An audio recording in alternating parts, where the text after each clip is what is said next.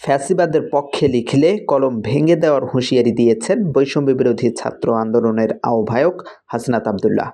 তিনি বলেন, আওয়ামী লীগের আগে বিচার হতে হবে।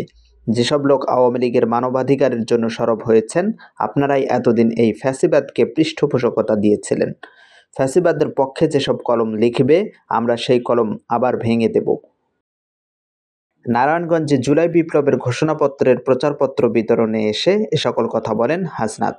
তিনি আরও বলেন, যেসব মিডিয়া ফ্যাসিবাদের পক্ষে কথা বলবে তাদের বিপক্ষে অবস্থান অব্যাহত থাকবে।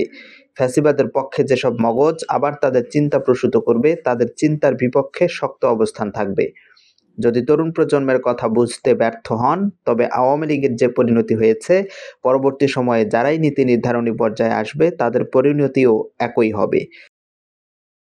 আজ তরুণ প্রজন্মকে রাস্তায় নামতে হয়েছে, রক্ত দিতে হয়েছে, কারণ আমাদের দুর্বৃত্তায়ন ও প্রতিহিংসার রাজনীতির সংস্কৃতি আশাহত করেছে।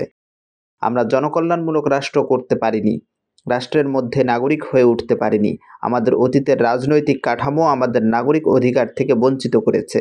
এই বঞ্চিতের ক্ষোভ থেকে আমাদের দ্রোহের আগুন দিয়ে ফ্যাসিবাদ মুক্ত বাংলাদেশ করেছি।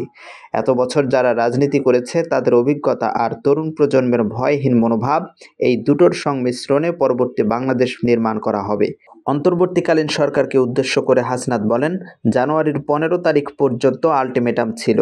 এই অন্তর্বর্তীকালীন সরকার আমাদের কমিটমেন্ট দিয়েছে রাজনৈতিক ঐকমত্যের ভিত্তিতে ঘোষণাপত্র তৈরি করবেন।